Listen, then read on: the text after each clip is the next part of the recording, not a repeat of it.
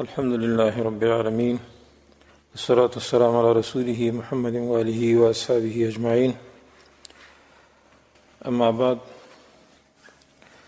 د سلسلة الفقه الجهادي د درسونو په لړۍ کې نن زموږ درس د جاسوس حکم.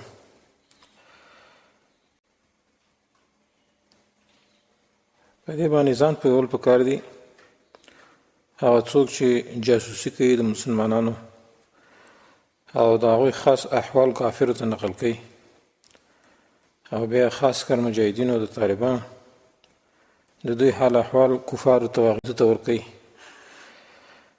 چې په دې کې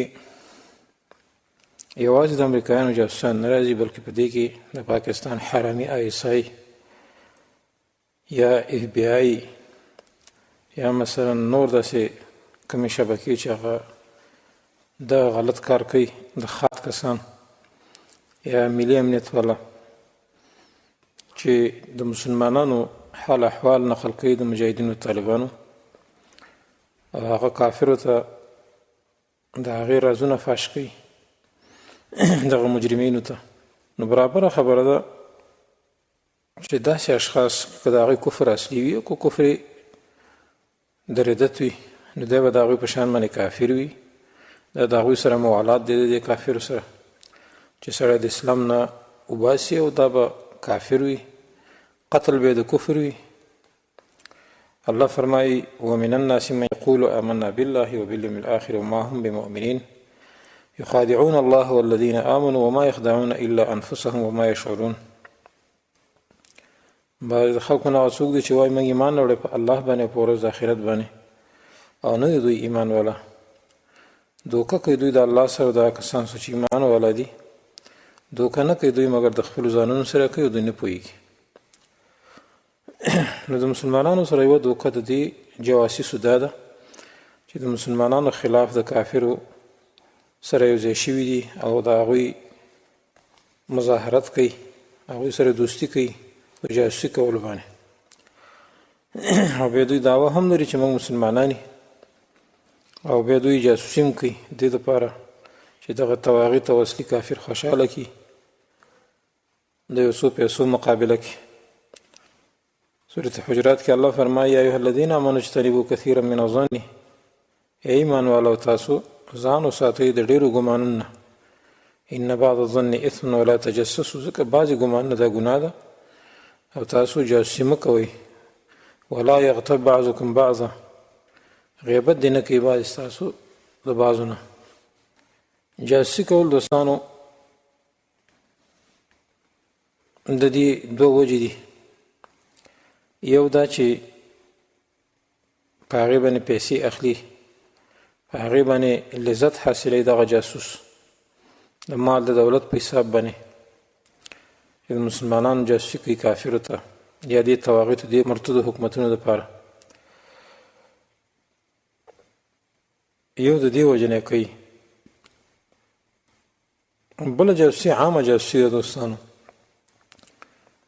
چې مثلا یو عالم دی، یو خطیب دی، د هغې تقریر حکومت ته پاس کوي، د جمعې تقریر یا عامه خطبه، یا یو ځای کې یو عالم دعوت کوي، او دغه جاسوس دغه تقریر او دغه بیان بیا دې طواغیتو ته وړي دې دپاره چې هغه ځان هغوی ته نږدې کړي. حدیث کې راځي رسول الله صلی الله علیه وسلم فرمایي ځان وساتئ د ګمان نه، ځکه ګمان چې دی دا د خبرو نه دروغجنه خبره ده. ولا تجسسو، بل تاسې تجسس مه کوئ، جاسوسي مه کوئ. بل حدیث کې راځي چا چې مسلمان باندې لږ څه خوراک وکړو، یعنې د هغې په خرابولو کې د کوشش وکړو، په هغې پیسې واخیستې، د هغه په مقابله کې د کافرو نه پیسې واخیستې، او یا د هغه په ضرر باندې د کافرو نه پیسې واخیستې، فإن الله یطعمه مثلها من جهنم، الله به هغه ته طعام ورکوي چې څومره پیسې اخیستي، څومره خوراک یې پې کړی، مسلمان په ضرر باندې جهنم کې به الله هغومره سزا هغه ته ورکوي. دې حدیث کې دوستانو دا یره ده چې د مسلمان په ضرر کې چې یو سړی کوشش کوي او دې طواغیت او دې کافرو ته د هغې خاص احوال وي، نو د دې حدیث لاندې راځي چې د ځای به جهنم وي. قتل یې واجب دی، مخکې موږ ذکر کړو. رسول الله صلی الله علیه وسلم فرمایي چا چې غوږ کېښود یو قوم ته او د هغوی خبرې یې واورېدلې په بد نیت باندې، نو صب فی اذنیه العنق، د ده په غوږونو کې به ویلې شوې تنبه اچولی کېږي په ورځ د قیامت کې.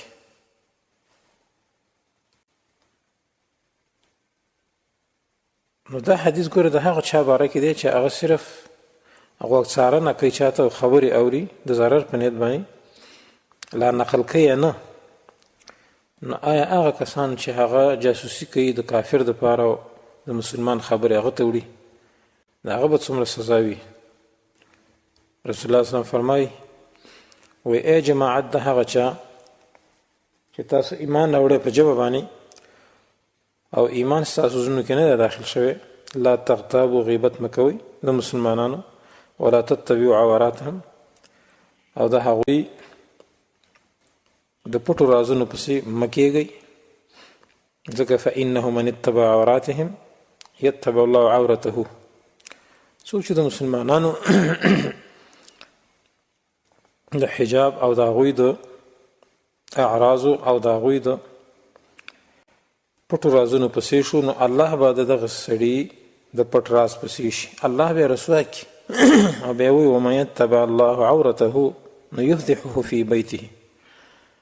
الله چې چا پسې شو او الله د چا راز ته خوښه کړه، نو الله به په کور کې وشرموي.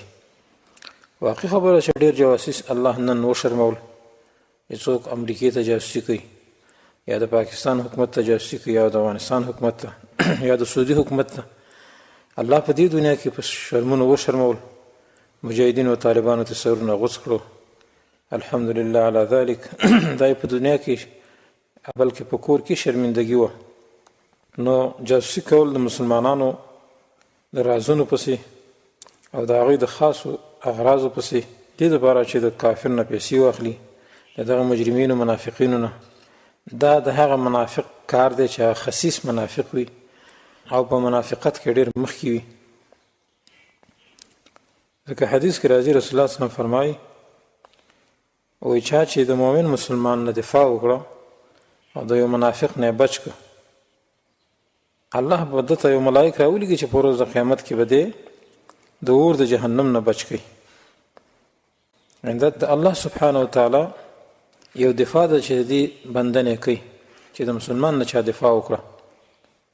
نو اوس هغه کسان، هغه جاسوسان چې هغوی د لاسه څومره کسان نن په جیلونو کې پراته دي، څومره کسان نن د هغوی د لاسه قتل شو، چې دې طواغیتو ته خبر ورکوي، کله د پاکستان حرامي حکومت ته، کله د افغانستان، کله امریکې ته، او د دې جاسوسانو په وجه باندې دغه مجاهدین او طالبان شهیدان کیږي، معذب کیږي، قتل کیږي. حدیث کې راځي سلمہ بن اکوع فرمایي وایي نبي علیه الصلاة والسلام ته یو جاسوس راوستلی شو، دی په سفر کې، نو خپلو صحابو سره ناست د جاسوس وښویېدلو، لکه په قلار باندې وښویېدلو، ځان یې تېښتې ته برابر کړ. هغه منډه یې واخیستل، نو رسول الله صلی الله علیه وسلم ورته ویلي صحابه کرامو ته اطلبوه فاقتلوه، بس ده پسې شي دا مړ کړئ. سلمہ بن اکوع فرمایي وایي زه ورپسې شوم، ما ولید، ما راګیر کړو فقتلته، مړ مې کړ، واخذت صلبه او سامان ترې ما واخیست. دې نه معلومه شوه چې جاسوس به وژني، مرګ یې په کار دی، جاسوس معافي نشته. همدارنګې نبي علیه صلات وسلام د هغې ښځې د قتل امر وکړو چې د حاتب بن ابي بلتعه رضی الله عنه هغه خط چې کفارو د قریش ته یې لیکلی و د فتح مکه کې، بغیر توبې نه د هغې د قتل امر وکړو چې دا به وژنئ. لکه حدیث د سعد بن ابي وقاص کې راځي وایي هر کله چې د فتح د مکې ورځ شوه، نو رسول الله صلی الله علیه وسلم ټولو کافرو ته امن ورکړه چې تاسو په امن یاست الا 4 نفر و امراتین، مګر 4 کسان او 2 ښځې. نو چې د هغه 2 ښځو نه یو هغه ښځه وه چې د حاتب بن ابي بلتعه هغه خط قریش ته وړلو د دې نوم ساره. نو دې معلومه شو دوستانو چې د جاسوس قتل دا لازم دی، دا به په هیڅ وخت کې د پرېښو نه. امام سحنون وی او امام ابن قاسم وی د جاسوس مبارک چې یقتل ولا تعرف لهذا توبه هو كزنديق. او جاسوس په هر حال کې قتل دی شي او د دې لپاره وی توبه نشي پیژنې به توبه وبسي. هو كزنديق، دا جاسوس په شان د زنديق دی، لکه زنديق چې په هر حال کې به قتل دی شي، دا رنګ جاسوس به هم قتل دی شي. امام ابن تیمیه رحمه الله فتاوا کې لیکي، مجموع الفتاوا کې 28 جلد 109 صفحه، ذهب مالك وطائفه من اصحاب احمد الى جواز قتل الجاسوس. امام احمد او امام مالک رحمه الله وی چې قتل د جاسوس جایز دی، ولیکن دوستانو دا خبره یا ساتل وکاري چې د جاسوس قتل وا په کفر او په ارتداد باندې وي، په بل شي باندې وي، دا مرتد مړ کیږي یا به کافر مړ کیږي. یو خبره دلته یا ساتل غواړي هغه دا چې نن وخت بعضې کسان وایي چې مسلمان نه کافر کیږي. مخکې موږ د دې تذکره بار بار کړې ده چې مسلمان کافر کیدی شي. ایها الذین آمنوا من یرتد منکم عن دینه، او نبی رسول الله صلی الله علیه وسلم هم فرمایي، نبی رسول الله صلی الله علیه وسلم وایي من بدل دینه فقتلوه، چا چې دین بدل کو بس مړ کړئ. نو بدلیدل د دین خو ارتداد دی کنه، دې وجه مسلمان کافر کیدی شي په جاسوسي کولو باندې کافر ته یا طواغیت ته. دا غلطه خبره ده چې مسلمان باندې کافر کیږي. دویمه بعضې خلک یو شبهه لري، هغه ده چې ګوره حاتم بن ابي بلتعه جاسوسي کړې وه او سره د دې نه چې هغه صحابي و او کافرو ته جاسوسي کړې وه، خط یې لیږلی او هغه رسول الله صلی الله علیه وسلم مړ نه کړ، نه یې ورته کافر ویلي. د دې خبرې جواب شاید چې بار بار شوی وي، مخکې موږ د هغې تذکره کړې ده په موالاتو کې چې د حاتم بن ابي بلتعه رضی الله عنه دا کار د کفر و، ولې دی په کافر نه شو ځکه اول موږ په موانعو د تکفیر کې دا خبره کړې وه چې دی متأول و.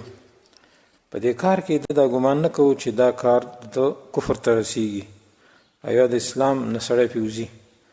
نو تاویل چې هغه معنی د تکفیر نه دی، د تاویل کو. د دې وجه نه چې نبی رسول الله صلی الله علیه وسلم دونه تپوس وکړي دا کار دی ولې کړی دی، نو فورا یې ویل یا رسول الله لا تعجل علیه، ما باندې عجلتي ونه کړې په مرګ او یا په کفر باندې چې کفر ټاپه راباندې وي.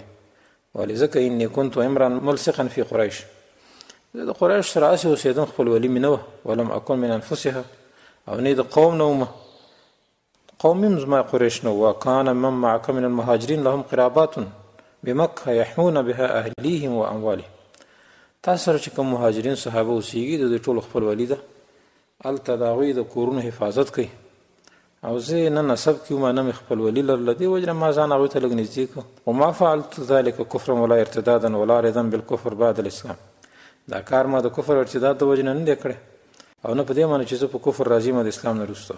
بل روایت کې راځي وما غیرت ولا بدلت، نه مې متغیر کړی نه مې بدل کړی د اسلام، صرف ای د الله رسول دې دپاره چې زما د کور حفاظت وکړي.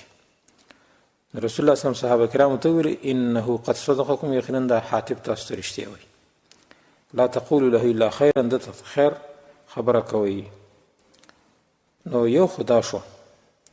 بل روایت کې راځي چې انه قد شهد بدرا، د بدر کې حاضر شوی صحابي دی.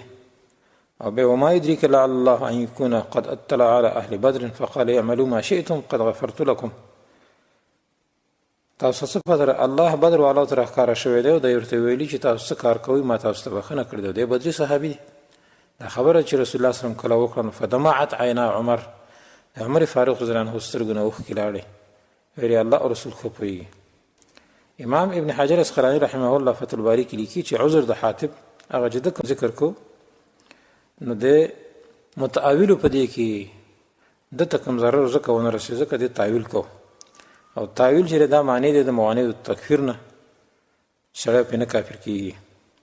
دویم دوستانو د نبي رسول الله والسلام علم د حاتب په صدق باندې د طریقې د وحی نو چې ګوره د حاتب رضی الله عنه باطن او ظاهر دواړه صادق دي، رښتینی دي، سالم دي دواړه، ځکه ورته ویل انه قد صدقکم.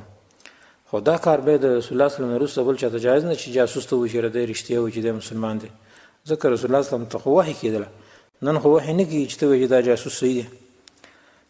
اوس که موږ ووایو چې احکام د دنیا په ظاهر جاری کیږي، نو ولې معامله د کفارو د حاتب سره رسول الله صلی الله علیه وسلم ونه کړله؟ موږ دا وایو نبی علیه الصلاة والسلام چې کله به حد قایموو په هغه ګناهګارو باندې یا مثلا په نور چا باندې، نو دا به په خپل علم به هغه حد نه قایمو او نه په خبر واحد باندې قایمو، نه په مجرد وحی باندې او نه په دلایل په شواهدو، تر څو چې هغه د موجب د حد به په بیینه او په اقرار سره صادر نشو دغه کس نه. شیخ الاسلام ابن تیمیه سال مسلوکی لیکي. نو ځکه په حاتب رضی الله عنه باندې دا حد قائم نشو، نو د کافر ثابت کړ شو. دریم دوستانو، د حاتب رضی الله عنه دا معامله چې په صدق دلالت ځکه کوي چې د حاتب رضی الله عنه نه دا کار یو واري صادر شو، او هر چی جاسوس دی نو دا خو دې ته بډې والي دی نه باندې تنخواه خوري، دې دپاره وزارتونه جوړ کړي، لکه د پاکستان مرتد استخباراتي شبکه لري باقاعده د 1949 کې برطانیه جوړه کړې ده، هماغه شانته نن تاریخه پورې کافر دغه شبکه جوړه کړې ده د برطانیې کافرو، او تر نن تاریخه پورې د اسلام د دشمنۍ پسې شوي دي، مسلمانان وژني نه پرېږدي. نو دوی خو همیشه دا کار کوي، او حاتب چې دی هغه یو وارې دا کار کړی او هغه هم په دې کې تعویل لري، او د رسول الله صلی الله علیه وسلم په وحي سره هغه ته وحي وشو، رسول الله صلی الله علیه وسلم د هغې تصدیق وکړي چې دی رښتیا وایي. بل دا چې حاتب رضی الله عنه دې کار کې صادق ځکه چې دا کار د کفر نه نو کړی، بلکې د یو تعویل په بنا باندې کړو، دی رښتینی او منافق دروغ وایي، د حاتب رضی الله عنه دروغ ونه ویلي، فور نه ویل الله کار ما کړی دی او په دې طریقه مې کړی دی. او منافق قسمونه کوي. د دې وجه نه که ستاسې خیالي دوستانو هغه ښځې نه چې کله علي رضی الله عنه د خط طلب وکړه چې خط راکړه، نو هغې ته انکار وکړو ځکه هغه منافقه وه. حاتب رضی الله عنه ته چې کله دا خبره وکړه چې رسول الله صلی الله علیه وسلم دا کار دې ولې کړی، نو هغه فورا اقرار وکړو. نو حاتب ځکه رښتینی په دې معامله کې دی، منافق نه و. بل دی بدري صحابي و، حدیبیې کې هم حاضر شو. مسلم کې حدیث دی، رسول الله صلی الله علیه وسلم فرمایي چې واني لارجو ان لا يدخل النار احد ان شاء الله ممن شهد بدرا والحدیبیه. زه د الله نه امید لرم چې الله به نه داخلي جهنم ور ته هیڅ، که د الله خوښه شي هغه څوک چې هغه بدر او حدیبیې ته حاضر شوي وي، دا کسان به جهنم ته نه ځي انشاءالله. او حاتب دا دواړه خیرونه جمع کړو چې بدر ته هم حاضر شو، حدیبیې ته هم حاضر شو. د دې وجه نه دوستانو نورو دغه په دې کې هم شته دلایل چې حاتب رضی الله عنه په دې کې ګرم نه و. نو د جاسوس هغه حکم چې کوم په دې اوسنو جاسوسانو باندې کېږي چې هغه قتل دی او دا مرتد کېدل دی مرتد دی، دی کافر دی، د دوی قتل لازم دی. نو د حاتب رضی الله عنه په واقع باندې باندې دې خلکو قیاس نشي کېدی. دویمه مسله دا دوستانو چې جاسوس وهلی هم شي، دې دپاره چې اقرار وکړي. د دې دلیل د حدیث د انس کې راځي، مسلم 1909 نمبر حدیث او امام ابو داود دا حدیث راوړی، او باب یې لګولی باب فی الاسیر ینال منه ویضرب ویقرر. 2601 نمبر حدیث دی. انس رضی الله عنه فرمایي رسول الله صلی الله علیه وسلم صحابه کرام ولیږل د بدر په طرف باندې دې دپاره چې د قریشو حال احوال راوړي. نو په هغې کې انس رضی الله عنه فرمایي چې یو تور غلام موږ ونیو، د بني حجاج قبیلې و، رسول الله صلی الله علیه وسلم صحابه ونیو. نو راوسته تپوسونه یې کول چې ابو سفیان چېرته دی. ده به ویل والله ما لي بشیء من امري علم، قسم په الله که ما ته د هغه پته وي. بس دغه قریش دي قد جاءت فیهم ابو جهل وعتبه وشیبه ابناء ربیعه وامایه بن خلف. بس دغه راغلي دي، دغه ابو جهل دی او عتبه او شیبه دی، د ربیعه زامن دي، امایه بن خلف دی. کله چې به هغه دا خبره دوی ته وکړه نو بس فورا صحابه به هغه ووهه. نو چې کله به یې وهلو شروع کړو په هغه باندې، بیا به یې ویل دعوني اخبرکم، تاسو زه خبر در کوم. فاذا ترکوه، کله چې به پرېښود بیا یې والله ما لي بأبي سفیان من علم، قسم په الله که د ابو سفیان علم ما ته وي، ولکن هذه قریش، دا قریش دي، هغې کې ابو جهل دی، عتبه ده، شیبه ده، دا عتبه او شیبه په هغې کې شته دی، هغه به راشي. او ما ابن خلف دی. رسول الله صلی الله علیه وسلم مونځ کوو، په دې حال کې دا خبرې اورېدلې. رسول الله صلی چې کله مونږ خلاص کو نو به ویل قسم په الله چې دا تاسو وهی تاسو ته اقرار کوي خو کې نه وهی تاسو به دروغ وایي به نبی له صلوات والسلام مونږ ته په بدر کې هغه ځینې دا کافرو خو چې ان شاء الله سبا په دې کې پلانې مرداري په دې کې پلانې مرداري هغه ځمکه یو باقاعده لاس خدلو نو انس رضی الله عنه فرمایي قسم په الله چې نفسي بيده زما نفس هغه په لاس کې ده ما جاوز احد منهم من موضع يد رسول الله صلی الله علیه وسلم چې رسول الله صلی الله علیه وسلم کوم ځای خو دلو چې بدیده کې پلانې مرداري په هغه ځای کې په سبا ما ولید چې دا کافر په مردار شو موږ ځای کې چې یو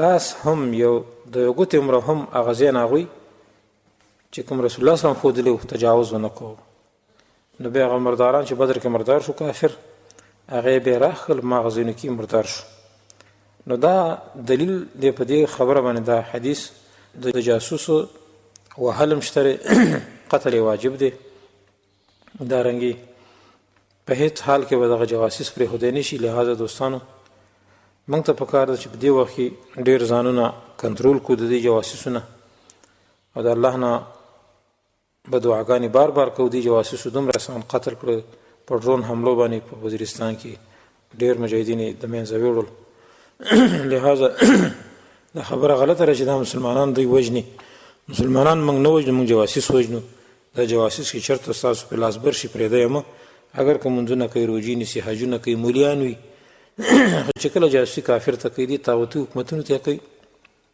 دا واجب القتل دي الله دې موږ تاسې دې جواسیسو د ضرر او د دوی د شر نه وساتي هذا واخر دعوانا ان الحمد لله رب العالمين وصلى الله تعالى على خير خلقه محمد وآله وأصحابه أجمعين